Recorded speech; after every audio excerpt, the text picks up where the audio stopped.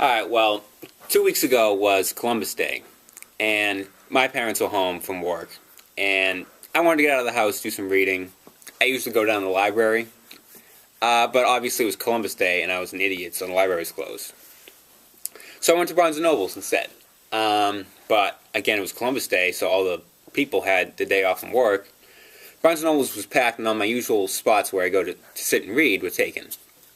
So I go upstairs, and again, all the seats are taken except two by the window.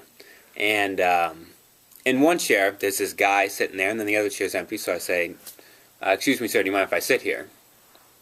And he said, yes, please go ahead. So I sat down, and then I looked at the guy, and he's wearing a normal shirt with a little sweater on, and then he's got this, like, potato sack that's cut out into pants, and he's holding the potato sack up with a seatbelt. And then he's got this huge hat on that says Vietnam War veteran, and he's got all his badges on it. So then he immediately starts talking to me. He introduces himself as David, and then he's very interested in my life, but specifically what's happened to me since college. And he's very interested to know if I have a good job and whether all my friends have good jobs once we graduated from school. And I said, no, I didn't have a job, and a lot of my friends have had a hard time.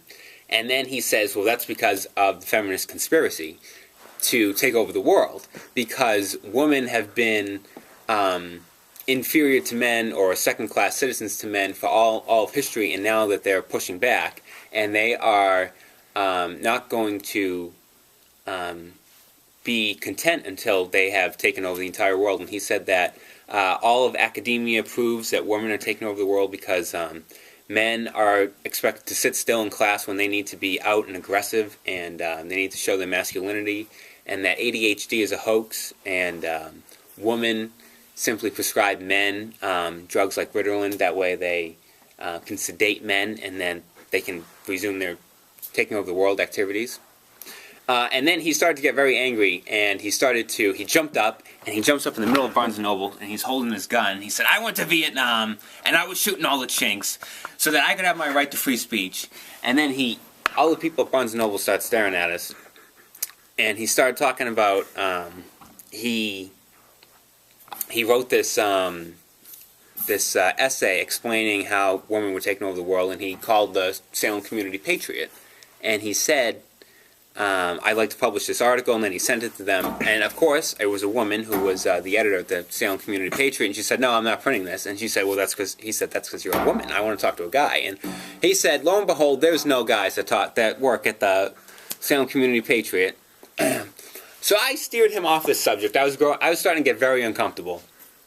And after he kind of got over his masculinity rant, he was a very intelligent person to talk to, and we talked about politics, history, philosophy, our favorite books to read.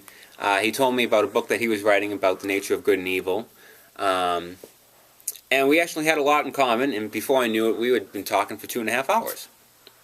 And then he turns to me and he says, Chris, I was unhappy for most of my life. I never found fulfillment in anything I did. I worked a lot of jobs, never had one job that I really stayed at for a long time. Never got married, never made a lot of money or anything. Until a few months ago, I opened myself up to the ways of God. And I found God, and I noticed that He was sending signals to me through the physical world. I started seeing His signs everywhere. And then I joined this church, and there was this woman at the church, and she had breast cancer, and no one had been able to help her. And he told me how he went to the local library and rented out this cassette to help cure this woman's breast cancer, and he gave the cassette to her, and he said that this was the reason why this woman ultimately survived or was able to cure her breast cancer. And then he told me that he got up that morning, and he said that he heard God's voice, and that God told him to go to Barnes & Noble's that day and wait for his messenger. And he got there, and he sat in the chair, and he waited the whole day, and no one sat down next to him until I came. And he said, as soon as I saw you sit down, Chris, I knew that God sent you, and you're God's messenger, and I'm the prophet, and both of us have to go forth and do God's will on earth. Well, at this point, I was scared shitless. I don't believe in God. I thought I was doing a good thing for this guy. He hadn't had anyone to talk to in a long time. But I quickly found I needed to get out of this situation. I didn't see. I essentially had two options essentially, because I couldn't just get up and go. At this point, he's convinced that I'm God's messenger. He's not going to let me leave. So I can either try and go. He might pull a gun out. I don't know what's going to happen. Or I can agree with him. So I agreed. I said yes, of course. I need to learn the ways of God, and he told me how. And then I said I needed to get going on this right immediately. And he told me that I had to start with reading the book of John in the New Testament. I said I was going to go home and do that right away. So we shook hands, and I left out of there as quick as I could. That was my Columbus Day, Justin. I'm Jesus. Oh, shit.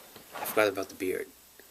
Alright, so I went home, and the first thing I did, just to make sure, it's just, what if I was, but I shaved, and I convinced myself that I was not Jesus, I'm not the Messiah, I'm not God's messenger. I shaved all my hair off,